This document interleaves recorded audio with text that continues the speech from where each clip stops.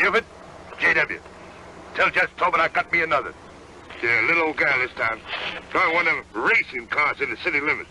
Claims it's some sort of a Dodge something or other. Challenger, new Dodge Challenger RP. Back in 1970, Dodge introduced the Challenger, a new muscle car which, despite its name, had a goal of being the champion, as Chrysler's most powerful car to date. Here, Cal. Jess Tobin want to talk to you. Hello, Uncle Ralph? But it arrived only a couple years before the oil embargo forced engine output to shrink, and ending its first generation in 1974. Dodge brought the Challenger name back as a forgettable Mitsubishi four-cylinder import from 1978 to 1983, but it was its third incarnation in 2008 that the Challenger would embrace the retro-style car fad and return to its muscle car roots, getting more powerful each year until its end in December of 2023. This is the story of the Dodge Challenger. This is my old car. Here's a couple of things America got right. Cars and freedom.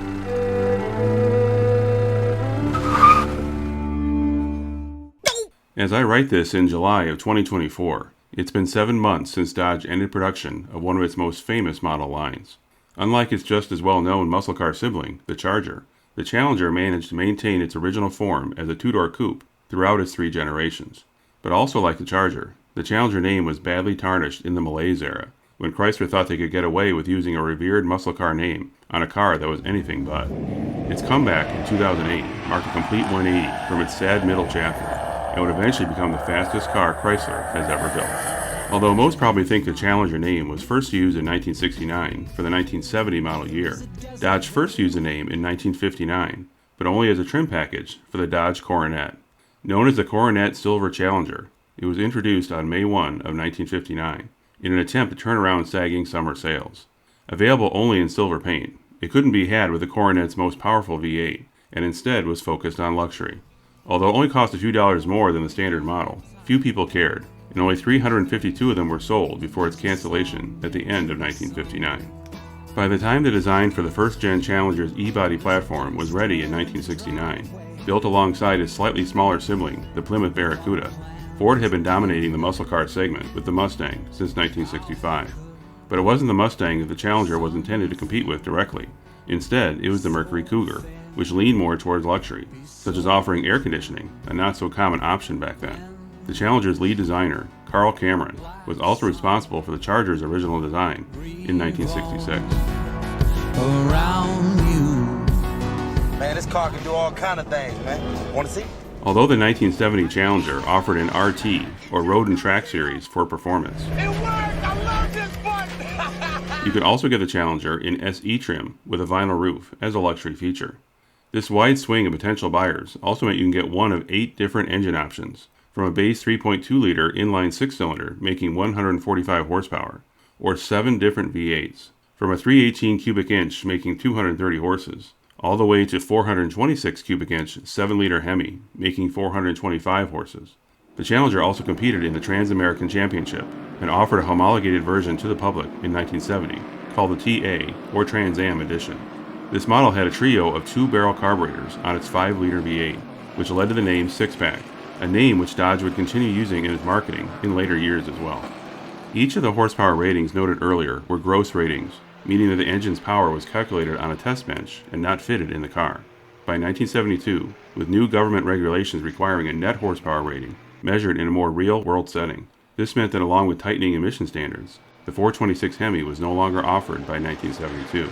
The biggest V8, now a 340 cubic inch 5.6-liter, was rated, under the new standards, at 240 horsepower. 1970 was the Challenger's biggest sales year by far, with nearly 77,000 sold, and offered 7 different models, including a convertible. However, in 1971, the model offerings dwindled to just 3, and sales fell to under 27,000. It dropped to just under 23,000 for 1972, with just 2 models, the base and rally editions, and 1973 and 74 only offered the base model. With sales of 11,300 in 1974, the Challenger was canceled that year. Not surprisingly, any remaining 1970 models are the most popular and valuable for collectors, with each subsequent year being less popular and valuable than the year before. No! God! Introducing a brand new GT import from Dodge. It's called Challenger.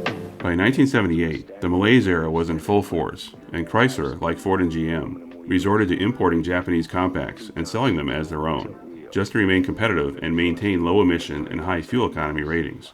Chrysler's partnership with Mitsubishi resulted in the Dodge Colt arriving stateside in 1971 as a thinly disguised Mitsubishi Galant. Two reclining bucket seats and carpeting for both your feet and windows made of tinted glass, a key for locking up your gas. God, please, no! By 1978, Mitsubishi also offered a slightly larger model called the Galant Lambda, and Chrysler imported it for both Dodge and Plymouth.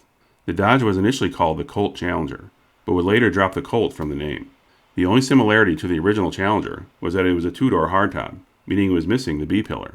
Under the hood was a choice of two inline four-cylinder engines that at most could only produce 105 horsepower. The Challenger and its Plymouth twin, the Sapporo, would be gone, thankfully, after 1983. Dodge wouldn't return to making serious performance cars until the Viper arrived in 1992, but that car was more supercar than muscle car. Drive carefully. With a price that put it out of reach of most buyers. No. With some engineering borrowed from Mercedes, thanks to their once promising but ultimately disastrous partnership with German automaker Daimler-Benz, Chrysler introduced new rear-wheel drive four doors in 2005 that follow a similar premise that the original Challenger once had, by offering a wide range of performance and features. Dude, what do you got in that thing? I got an amp, guitar, surfboard, ladder, and 12 2x4. Starting with the Dodge Magnum wagon and Chrysler 300 sedan in 2005, and the Dodge Charger sedan in 2006, Chrysler took a risk with this new LX platform, offering rear-wheel drive when front or all-wheel drive was far more popular. But the gamble paid off, and despite the Magnum dying by 2008, the Charger and 300 would become flagships for Dodge and Chrysler. Although the Charger was a sales success soon after its launch, there were still some holdouts who didn't appreciate that the new Charger grew two more doors as compared to the original, and instead yearned for a two-door model. Using a shortened form of the LX platform, Dodge released teaser photos of the new Challenger in late 2005, and the car was first shown to the public at the 2006 Detroit Auto Show. Dodge started accepting deposits in late December 2007, and the first models hit showrooms in April of 2008. Although the fifth-generation Chevy Camaro had also been shown to the public at the same auto show in 2006, the Challenger beat the Camaro to market by 4 months. Unlike the new Charger, which didn't look much like the original, the third-generation Challenger was a dead ringer for the 1970 model, complete with the round headlamps and hardtop coupe body style, although the 2008 was clearly larger when parked side by side with the first gen.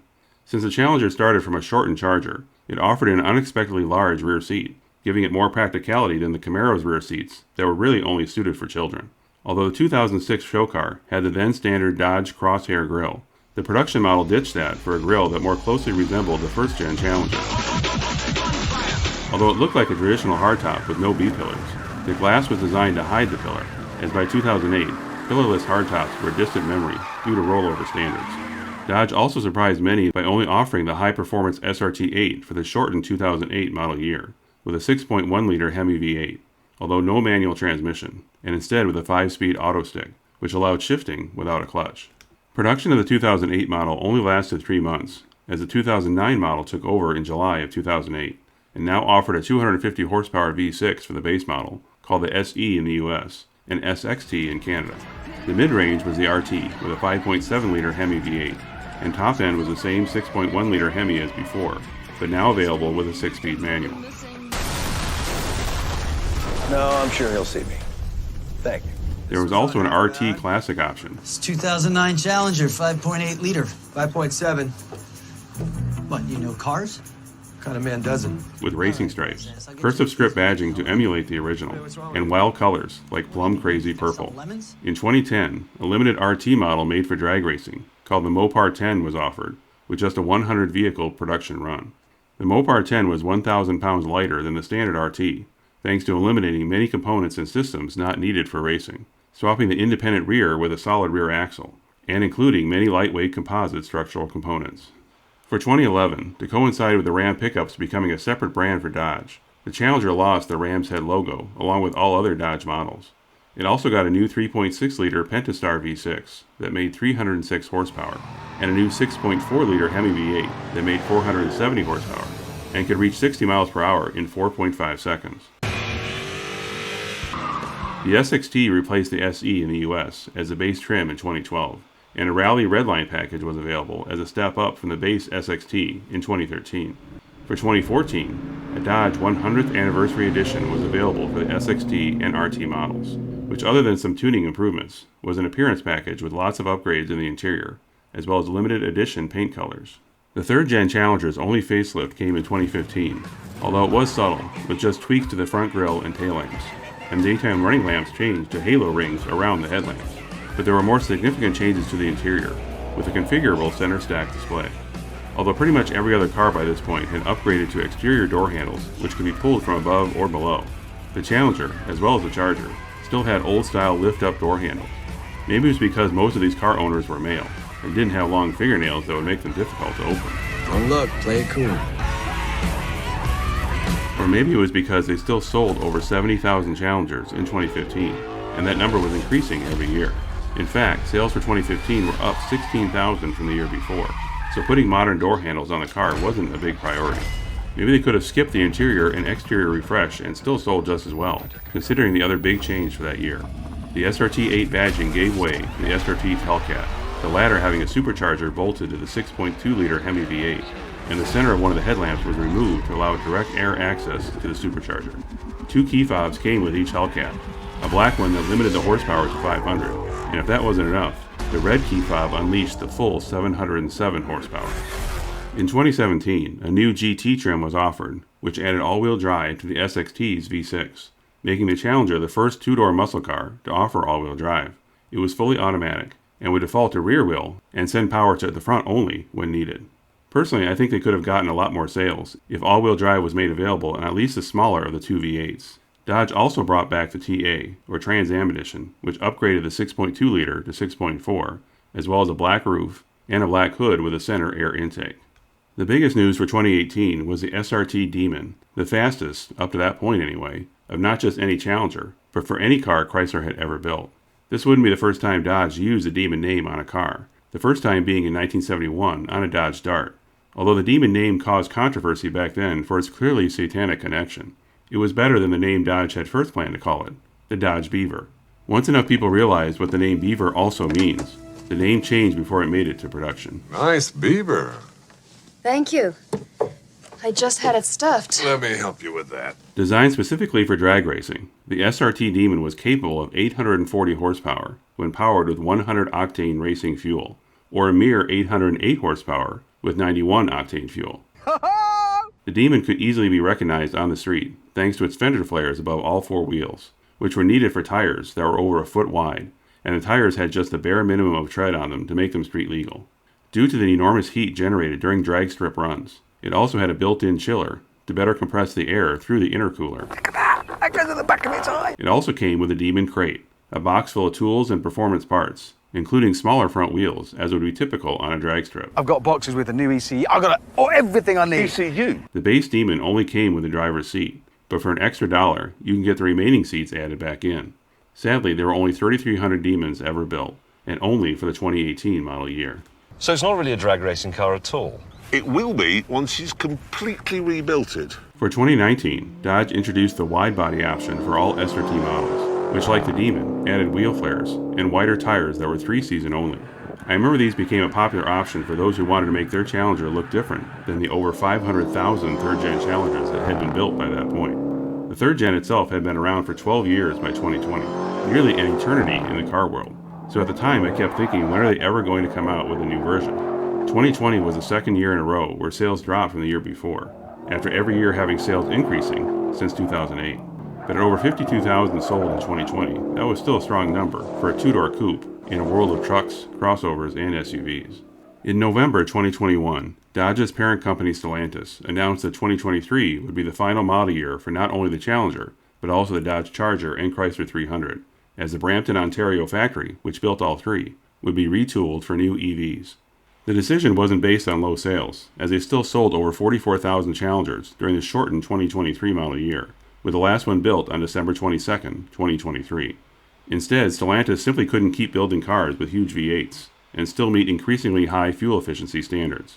But it gave Dodge a chance to offer some limited production models, which will likely increase in value. One of these limited runs started in 2022 with a convertible version of the Challenger, done by an outside company called Drop Top Customs. Although other aftermarket companies may have offered this unofficially in the past, This was the first time in the third generation where the Challenger convertible could be ordered from the dealer. But the biggest news of the final model year of 2023 was the return of the Demon, specifically the Demon 170, which was first unveiled in March of that year. This new Demon, when filled with E85 ethanol fuel, is capable of a staggering 1,025 horsepower, over 2 Gs of force at launch, and a 0 to 60 time under 1.7 seconds, making it the fastest accelerating car in the world. The number 170 comes from the fact that E85 is essentially alcohol, and if you could bottle it and drink it, it would be 170 proof. Already I am pickled. Yes, that would kill you pretty much instantly, but driving this car could very well do the same thing if you're not a seasoned drag racer.